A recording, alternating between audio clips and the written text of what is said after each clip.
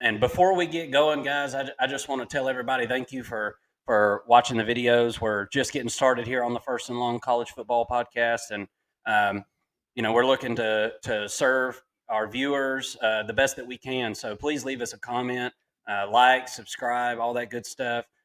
We're going to be here multiple days a week and putting out lots of content throughout the college football season. And as of right now, we're about 40 days away. So time is a ticking, and it will be here before you know it. And SEC Media Days is definitely the start of the season for most people and coaches and players and fans alike. I thought Josh Heupel, he had to address the ruling that was handed to Tennessee that wasn't his doing, right? So he didn't answer many questions about that. But as the man with that T on his chest, with the microphone, he's the one who had to address it, and I thought he did well with that. Again, it's not something that he did. They weren't allegations against him as the head coach, but he handled it with grace, I thought.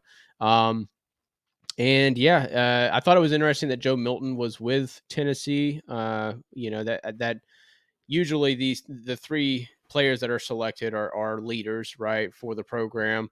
And for him being a first year quarterback, sometimes you don't see coaches go with that, and it's not a huge pick or anything like that. But I think that the offseason hype is real for Joe Milton. We know that he's got this massive arm, huge arm talent. I think that with him being the lead guy all throughout the offseason, and getting all of those reps, he should be poised to take another step forward and be one of those players that's on every NFL team's draft board, right? Moving forward into the season. Yeah.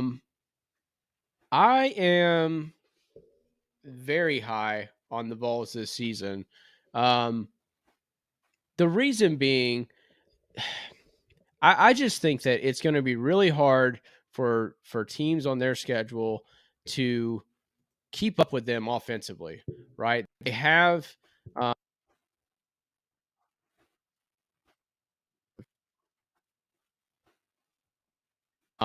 those have been well documented, and I don't think that they did enough to move the needle very much. But I mean, just looking at their schedule, they really don't have. They've got Florida on September 16th, which shouldn't be an issue if they are as good as I think that they are. And then South Carolina, September 30th. That's going to be a big weekend in college football alone. But here's the issue here. So September 30th against South Carolina, they take a week off, and then they've got Texas A&M, right? Mhm. Okay, so that's a really tough game for Tennessee. I don't think Texas A&M is going to be able to keep up with this offense, right? I think Tennessee is going to be able to hang 40 on Texas A&M, which is a really good defense, but I don't think that they're quite to Georgia's level as a defense. So I think that Tennessee is going to be able to score against them pretty well. Um, and I don't see Texas A&M having the juice to be able to keep up with them. Now, here's where it gets tricky. Now you got to go to Tuscaloosa the very next week.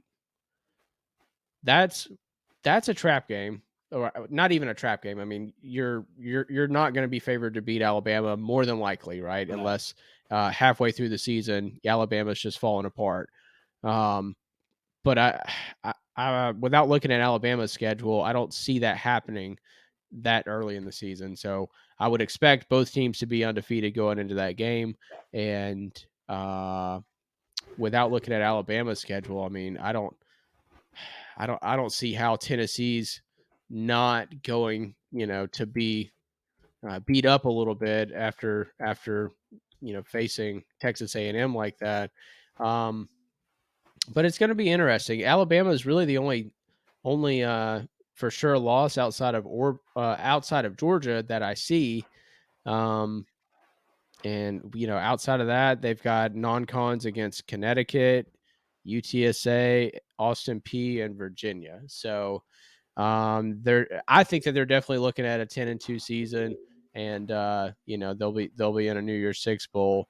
Um, I think that they have the team to beat Alabama. I just don't like the fact that it comes right after Texas A&M, who's a very talented and physical football team, and that's the issue. It's a schedule concern to me for Tennessee. It's not like a power rating concern for me. What Yeah. are your thoughts on that? Yeah. Well, I think that Josh Heupel has definitely changed things at Tennessee. I mean, things are different than they were a few years ago, and I think the expectations have definitely changed. But I just feel like with Joe Milton, I just feel like this is the same old song and dance. We've seen this guy over and over, and I know he can throw it 90 yards. And the best way I think I can put it is Joe Milton is a very extremely talented thrower of the football, but he has got to become a passer. He throwing it 90 yards is not going to do you a damn bit of good if your receiver is 82 yards out. And I think Tennessee will have a decent run game. Offense is not the question for me. It's just not the question. Uh, this they've got to play some complementary football, man. I mean, these teams like Tennessee and Ohio State, and there's obviously others that I'm not thinking about right this second, but they've got to understand that football is played on more than one side of the ball.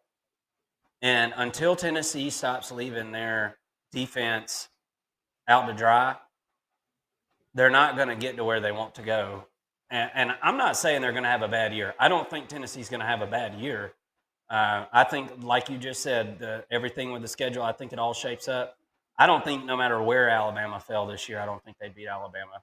And the Mm. reason I say that is I have a lot of confidence right now in that Bama secondary, and uh, Caleb Downs is about to be the truth, brother. Mm-hmm. He's about to Mm-hmm. be the truth. This guy is about to come in and dominate. I have a very serious. This is like a Minka Fitzpatrick type situation with this guy. Um, but the thunder's hitting in the background there. But no, I think they reload on at wide receiver. You got Squirrel White, who I've heard some Tennessee fans calling into some shows saying, "Oh, he's faster than Tillman or Hyatt or." I doubt that. I doubt he's faster than them. But the point being, receiver wasn't the problem last year. So more good wide receivers coming in to replace those guys. That's a great thing, but I don't think it solves the problem of getting over the hump to 11-1. I think Tennessee's best chance this year of making a playoff is if Georgia goes undefeated. Tennessee takes that L to Georgia, which I think they will, but they go 11-1, and they're sitting right there to pounce because that's what would have happened last year. But then they take this trip to South Carolina, and it's like a different Tennessee team, and South Carolina just stomped a mud hole in their butt and walked it dry. I mean, let's just be real about it. Scored 63 points on them, which is exactly my point. Uh, they've got to stop somebody this year, and I don't want anybody to take it the wrong way. I'm not saying Tennessee's going to be a bad team. I think they're very talented. I think Heupel has done a good job there. I think a 9-3, 10-2 is what's most likely. As a football fan, I wouldn't mind seeing Tennessee go 11-1. Lose to Georgia and make the playoffs, and I would love to see that. This is the last year of the 4 team, and Tennessee, if they keep this up, when that 12-team playoff comes, they're going to be in it almost every year. Yeah, I think that was my next point is I think this is a Tennessee team that's here to stay. It's here for the long haul.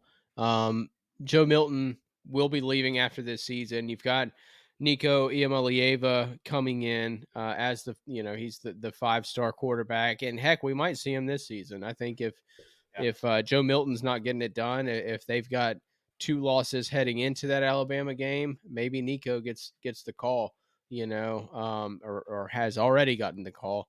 at that point. But yeah, and well, you know, you got Nico coming in. They just got a commitment from a 5-star wide receiver, Mike Williams, Mhm. out of Georgia, out of Gwinnett County, and you know, they're building, they're getting some pieces Hey, here. if you're a wide Um, receiver, why would you not want to go to Tennessee?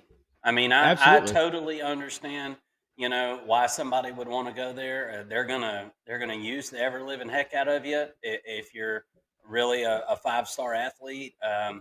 If you're a quarterback or a wide receiver, um, man, Tennessee is a good spot for you. There's really no doubt about that. Honestly, an offensive lineman as well. You know, and one thing that I thought about is, um, at the end of this season. So if we're kind of correct in thinking that Tennessee ends up, you know, 10-2 or 9-3, I'm also of the belief that USC is going to be about a 9 or 10 win team, and I'd love to see that matchup and see those Yeah, two offenses go, you know, clash, and just how that might play out. You know, be I guess 110 we to have to see. 108. I know Whew. that's, you know, you were talking about teams that don't play complementary football. Well, USC is definitely one of them. Yeah, But you know, I guess at that point it's kind of, you know, whether or not, um, you know, whether or not everybody plays if they're not in a playoff game, because you know, this day and age, you know, yeah, if you're a Heisman winning quarterback and Caleb Williams, I mean, are you really going to risk your draft status to go play in a Rose Bowl? You know, that's not a playoff game. Maybe not. I don't know. right. I don't know the Probably answer to probably that. not that That, that close to the draft. I wouldn't imagine. but But hypothetically, that'd be a really fun game to watch. yeah, for sure. There's no doubt about that. Look, Tennessee fans, anything can happen, and uh, you love the prospect of Joe Milton. So who knows what's going to happen this year? That's why we love this game of college football. It's one of the most unpredictable, and any given Saturday, anything can happen to anybody, especially in the SEC. So